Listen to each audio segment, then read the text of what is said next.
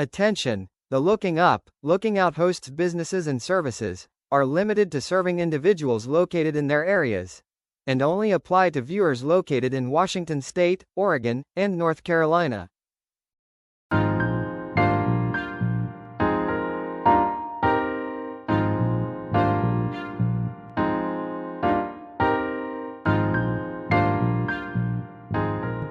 How's it going, everybody?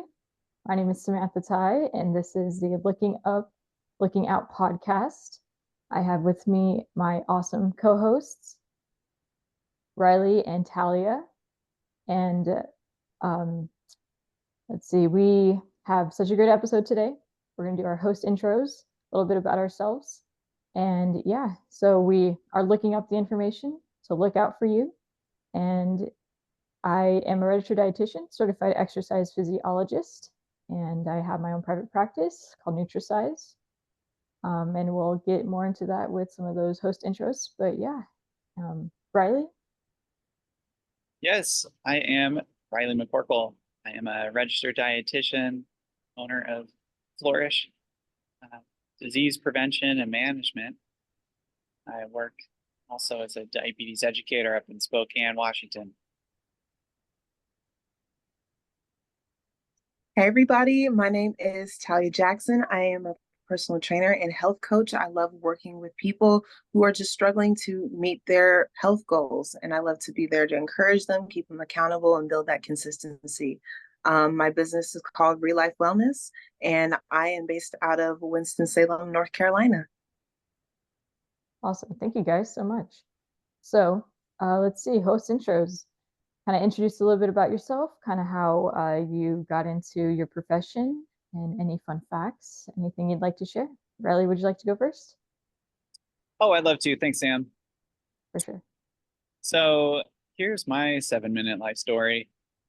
My childhood hometown was Kirkland, Washington, which this town had 4 seasons: soccer, basketball, baseball, and beach volleyball season.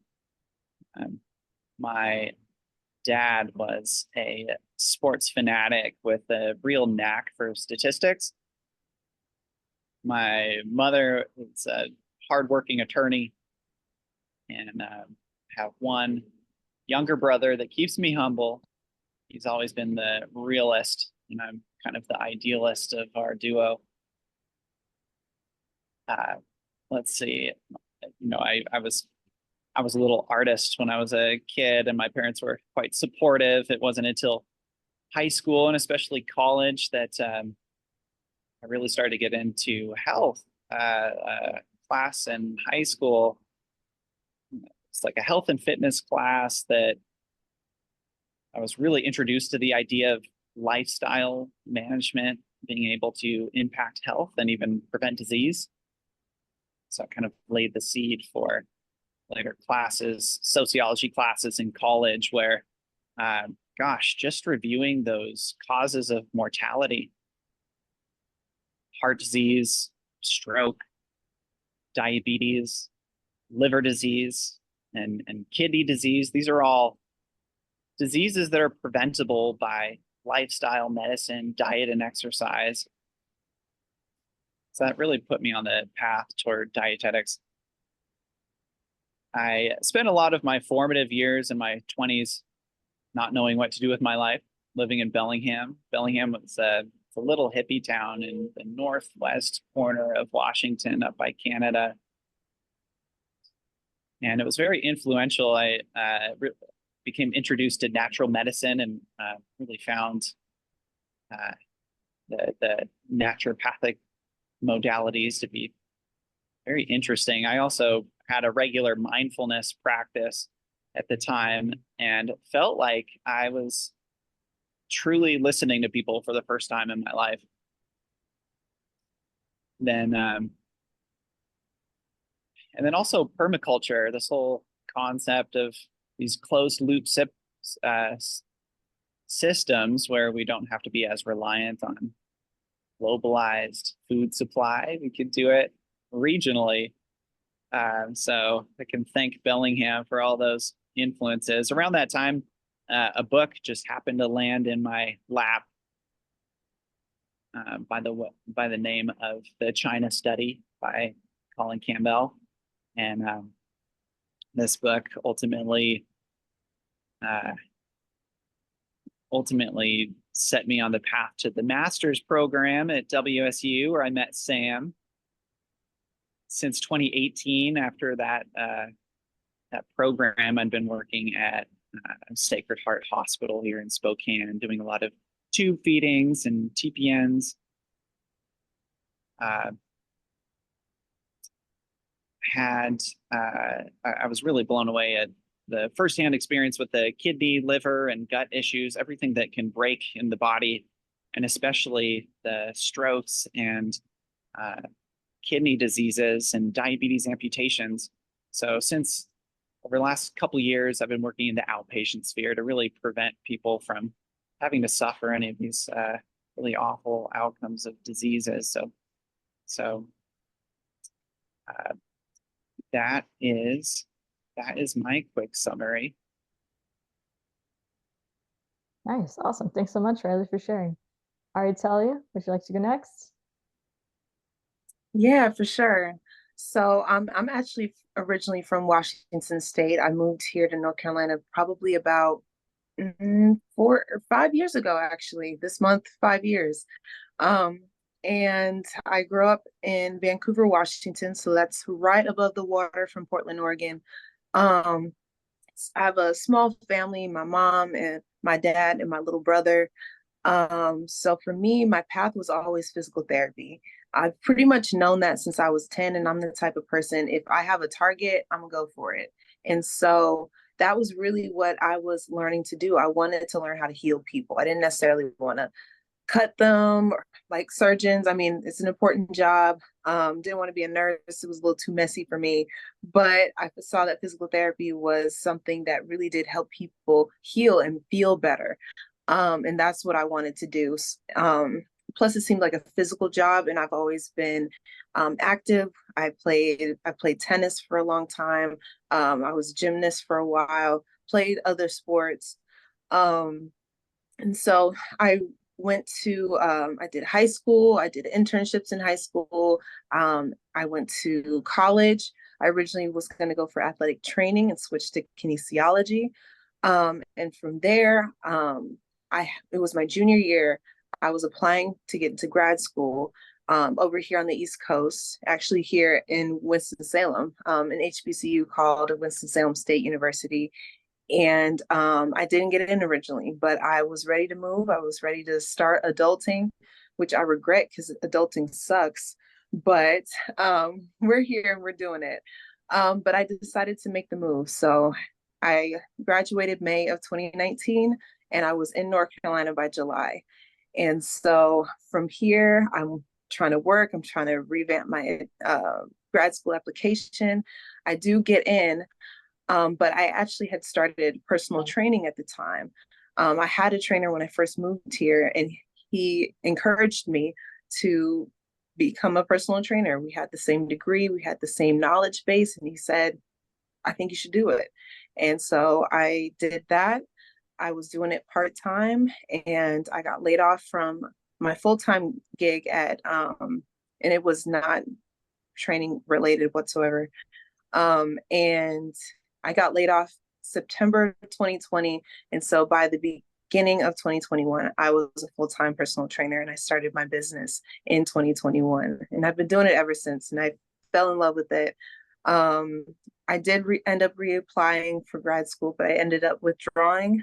It's a rigorous program. I do hope to go back one day, but I've just been diving into doing this business for 3 years, working with tremendous clients and constantly learning, because that's the fun part about health is every person is going to be so different. So you have to learn what is best for each person. So just been enjoying the process of seeing the growth in myself, and my ability to help people, in the successes that my clients have, and just learning how to be an entrepreneur in general. So that's a little bit about me. Nice. Thanks so much. Thanks, guys, for sharing. You guys are awesome. And yeah, learned so much. I mean, I've been friends with you guys for so long, but it's awesome to hear like your guys' stories and how it all kind of started. All right, so I guess I'm next. My goodness. So yeah, thanks everybody again for tuning in. So a little bit bio about me. So I am, like I mentioned before, I'm a registered dietitian nutritionist and a certified exercise physiologist professionally. I received my master's and bachelor's degree from Washington State University in Washington State. Go Cougs! And my degree was in nutrition and exercise physiology. I have a dance background and have always been a student athlete growing up. So growing up with sports through like Parks and Rec, would always do stuff since grade school and since I can walk and honestly remember. I've always loved sports and fitness, and it's always just been a fascination to me, just having a fascination with health and especially nutrition, honestly. And growing up, I would say I was pretty close with my grandparents, and just like most families, when I was growing up, they had diseases, unfortunately. And so at a young age, I was actually able to see firsthand one of my grandparents who had a really severe case of type 2 diabetes. And I saw the struggles of having the disease, going through it, and actually also the struggles of somebody taking care of somebody with that disease. And it was really eye-opening. I would say around that time, I was about a freshman in high school, so kind of a little younger, but old enough to understand things and understand how it works. And I would say after time went on, her case kind of just got worse. And but switching gears a bit, so I mentioned around that time I was in high school, and I actually had one of my first health classes in school, and we talked about nutrition. And at that time, I was in dance, and I was able to see what I ate, how I slept, just my overall health habits and how they affected my performance in my sport. I thought that was really interesting. I think it's really fascinating to think what we eat and what we do can affect the way we function, and it could also affect the way we have our risks for diseases later on in life. And with my grandparents having diseases, knowing later on and as I got older that it was a preventable disease, it was very eye-opening to think that some of the lifestyle factors, exercise, nutrition could have helped prevent my grandparents and family members from having some of those diseases. And so being able to, so that really honestly inspired me, having that experience personally to be a registered dietitian, nutritionist, and certified exercise physiologist. I think I honestly had it was such a humbling but very sad experience. I didn't want anybody else to experience that in their family. And so I take pride in like helping others with their lifestyle changes so they don't get to that point, because I have seen it firsthand and how bad it can get. And honestly, with restrictions and some of the dietary choices, it can be pretty tough to follow. So if we can, preventative practices is really my go-to. And yeah, I've just been very blessed and fortunate to be able to do something like that I'm passionate about. I absolutely love what I do. And actually, Riley mentioned we met at WSU in Spokane, and Talya also was living in Spokane at that time, which is funny because we were all in the same town, living there at the same time, even though we have not all met yet. Well, except for me. Yeah, we're just in I the met same everybody. Zoom room. Yeah, now we're in the same Zoom room. But yeah, I just think that's kind of crazy that we're here Zooming together, and we were also going to college, expanding our brains together separately. But yeah, currently I have my own private practice called Nutri-Cise, and I offer remote services in Washington State. And yeah, I hope to help individuals with their lifestyle choices, nutritionally and exercise-wise. And I do one-on-one trainings as well in person if you live in the Tri-Cities. And yeah, I would say we have a very unique team. These are some of the best healthcare, fitness, wellness professionals that I've come across and have worked with. And yeah, I would say the three of us hope to educate and support our viewers. Well, Absolutely. I'm feeling inspired. invigorated. Thank you for sharing, Sam. Yeah, of course. Both of y'all. I'm amazed. And yeah, found it particularly interesting how in both of your stories, I mean, yeah, Sam, you have this firsthand experience, not only with the grandparents suffering from end-stage diabetes, but also the impact of the caregivers as well. And it seems like you both sort of fell into this. I mean, Sam, you didn't expect the high school nutrition class to be so impactful. I mean, who knew? And then Talya, the personal training is something you're doing part-time before it really became your full-time love and passion.